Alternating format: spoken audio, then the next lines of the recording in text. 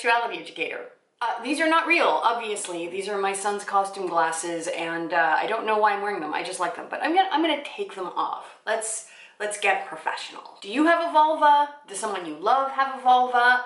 If so, I got you. This is the video for you. We're gonna talk all about how to take care of vulvas. First of all, what is a vulva? You probably know that it's between the legs at the apex of the thighs, and it's made up of a few parts. There are the outer lips, or the labia majora, if you want to get Latin about it. There are the inner lips, or the labia minora. There is the urethral opening, which is a small hole. There is the vaginal opening, which is a slightly larger hole. And then there are the outer parts of the clitoris, which include the shaft, the head, and the clitoral hood. What isn't the vulva? The vulva is not a vagina. The vagina is a canal, and it is on the inside of the body. So vulva outside, vagina inside. How do you get a vulva? You can be born with one, or you can have one surgically created. Let's talk about vulvas and hygiene. Contrary to what some people may think, vulvas are actually pretty low maintenance. They produce oils and healthy bacteria that basically help keep things clean and in balance down there. All you really need to keep your vulva clean is a gentle cloth and some warm water. After you go to the bathroom, wiping from front to back, which means away from the vulva and towards the anus, will help keep unhealthy bacteria away from your vulva. If you have a baby or a toddler, you can help keep their vulvas clean, again, just by washing them with a soft cloth and some warm water. Also, if you change their diapers as soon as you're able to, then you will reduce the chance of them developing rashes or skin irritation around their vulvas. All right, so how do we keep our vaginas comfortable? Oops, I almost said vagina. Dude, vaginas are on the inside. When it comes to underwear, vulvas love natural, breathable materials. 100% cotton is the jam. Skipping underwear altogether and going commando is also great and can be really comfortable for your vulva. If you're wearing a skirt or a dress, just be careful and maybe avoid walking over air vents or subway grates. Let's talk a little bit about vulvas and grooming. Generally speaking, most people with vulvas will start growing hair on their outer lips when they reach puberty. Some benefits of having a bush include providing a cushion that protects the skin against friction, either from clothing or from our partners during sex. It traps the body's pheromones, which is that natural hormonal scent that can attract sexual partners.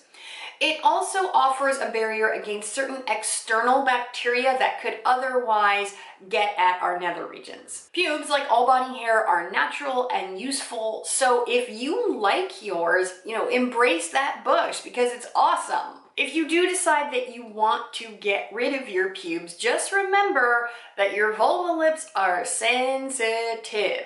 If you are shaving, soaking in a warm bath for several minutes, using a moisturizing shave gel or cream, using a new razor, and taking your time will help reduce your risk of painful nicks and cuts. If you're thinking about something like waxing, lasering, or electrolysis, finding a professional with a lot of experience will help you get the results that you want safely.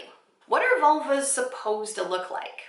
If most of the vulvas that you've seen are from porn or health class diagrams, then you may have the impression that the clitoris is a perfectly round button, that the outer lips cover the inner lips, and that everything is perfectly symmetrical. There are some people who have a vulva that looks like that. Sometimes it's natural, sometimes it's surgically created, but there are a lot of people, whose vulvas do not look like that. It's incredibly common to have uneven lips. It's incredibly common to have one side that's longer than the other. It's very common to have inner lips that hang down lower than the outer lips. It's very common for the skin in and around the vulva to be, darker and deeper than the skin on the rest of your body. So for example, someone like me who's black, my lips are very, very dark brown. Other people may have vulva lips or vulva skin that's, you know, sort of more purple in color or, you know, more pink in color. But again, that's super, super common. The head of the clitoris, the clitoral hood, the lips, even the vaginal opening can change size and shape depending on things like how sexually aroused you are or, you know, your hormonal levels. So not only do vulvas look different from each other, a specific vulva may look different at different times. How to touch a vulva. During sex, be it masturbation or sex with a partner, a lot of people enjoy touching their own vulvas or having their vulvas touched by somebody else. Having clean hands, soft skin, smooth nails can really help reduce the chances of nicking or scratching the sensitive skin around the vulva. There's also the option of wearing latex gloves or finger cots. If you're exploring your own vulva, pay attention to what feels good and what doesn't. There's no right or wrong way to touch your own vulva. Now, the clitoris has a lot of nerve endings and it can be very sexually responsive and pleasurable, but all those nerve endings also mean that there can be times where direct clitoral stimulation is just, you know, a bit too much, and that's fine. There are other ways to touch your vulva that can feel really amazing, like stroking or tugging on the inner lips or the outer lips, tracing, you know, your finger or a toy around the vaginal opening, even stimulating the urethral opening. You know, just experiment and see what works for you. And if you're playing with someone else's vulva, ask them what feels good.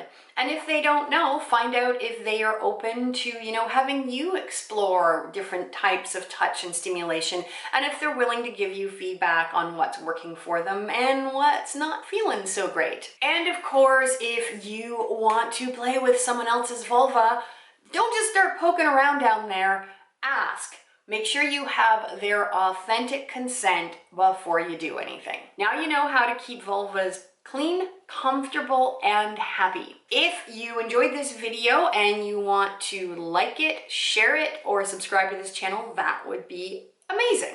As always, if you have any comments or questions, then leave them down below. You know, I always love to hear from folks. That's all for now. I hope you have a great day, and I will see you soon. Bye. Hi, I'm Nadine Thornhill, sexuality educator.